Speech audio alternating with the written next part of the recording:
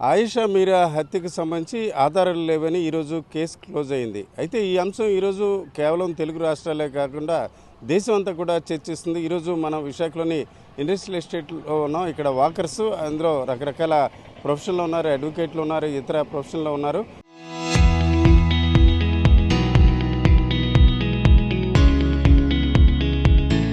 వారు ఏమనుకుంటున్నారో మనం తెలుసుకుందాం. సుకుమార్ గారు, మీరు చాలా కాలంగా అడ్వకేట్గా పనిచేస్తున్నారు, ఇది చూసుంటారు టీవీలో. అట్లాగా ఏమనిపిస్తుంది ఈ కేసు ఈ రకంగా సాక్ష్యాలు లేవని క్లోజ్ చేయడం, అట్లాగే ఇప్పుడు జరుగుతున్న పరిణామాలు ఏమనుకుంటున్నారు? గుడ్ మార్నింగ్ అండి. యాక్చువల్గా ఆయిషా కేసు చాలా విషాదకరమైన విషయం. ఇది తెలుగు రాష్ట్రాలంతా ఊపేస్తుంది.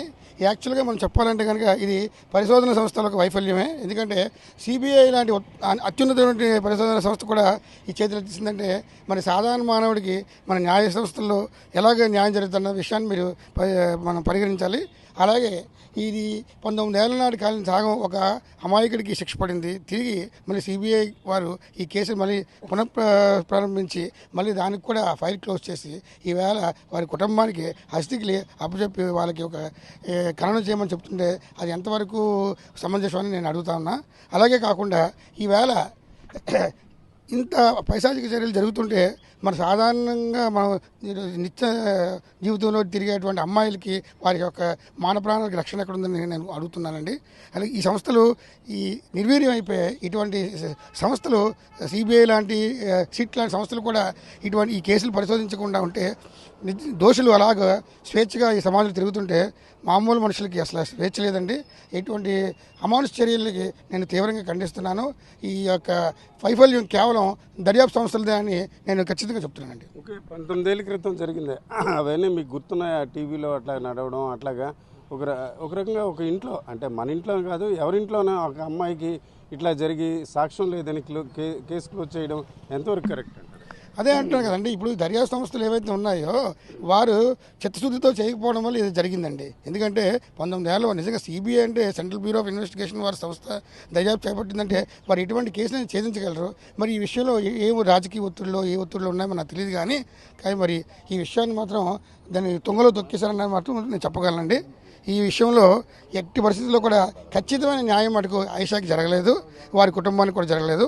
ఈ యొక్క అభియోగాలు మిగతా అమాయకుల మీద తోసేసి వారు ఈ కేసును తప్పుదో పట్టించారని అనుకుంటున్నానండి. ఓకే సార్, మామూలుగా అది టీవీలో అట్లా చూసాక మీ ఆల్మోస్ట్ మీ ఏజ్లో ఇది ఒక సంచలన విషయం. ఈ విషయం ఇప్పుడు ఈ తీర్పు ఎట్లా అనిపిస్తుంది? ఇది బాధాకర విషయం అండి. ఎందుకంటే ఒక ఇంట్లో ఒక ఆడపిల్ల ఆ టైంలో అంటే మన కన్నకు మన పిల్లలకి అదే జరిగితే మరి రేపు పొద్దున్న మన పరిస్థితి ఏంటి? రేపు పొద్దున్న అంత ఉన్నతమైన స్థానంలో ఉండే పిల్లకి అలా జరిగితే ఇక మామూలు సాధారణ పిల్లలకి ఇంకేం జరుగుతుంది? ఏం న్యాయం జరుగుతుంది?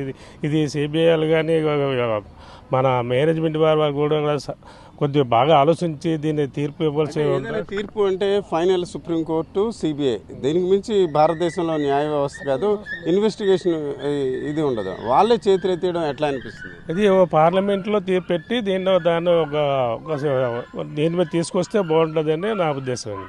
ఓకే సరే, మీరు ఆ కేసు ఈ చెప్పినంత కరెక్టే అండి. అదే ఇప్పుడు చెప్పిన గురుగా చెప్పినంత కరెక్ట్గా చూడండి. ఓకే, ఇది అడ్వకేట్ సుకుమార్తో పాటు ఇతరులు కూడా ఏదైతే ఒక తీర్పు ఈ విషయంపై ఎలాంటి అభిప్రాయం ఉన్నప్పుడు కూడా ఒక అమాయకురాలు హత్య జరిగింది. అలాగే ఈరోజు భారతదేశంలో అత్యున్నతమైన సిబిఐ లాంటి దర్యాప్తు సంస్థ కూడా ఆధారాలు లేవని ఈ కేసు క్లోజ్ చేయడం చాలా దారుణం. ఇది ఒక రకంగా నిందితులకు మరింత కొంత బలం ఇచ్చే అంశంగా కూడా విశాఖవాసులు చెప్తున్నారు. కెమెరా పర్సన్ తిరుపతితో రామచంద్ర, RTV, విశాఖపట్నం. చరిత్ర సృష్టించినోడు ఇప్పుడు ఆ చరిత్రని తిరగరాయబోతున్నాడు. అబద్ధాల గోడల్ని బద్దల కొట్టి నిజాలను రాగా మీ ముందుంచబోతున్నాడు. నిజమైన వార్తల కోసం వెంటనే డౌన్లోడ్ చేసుకోండి రా యాప్ని.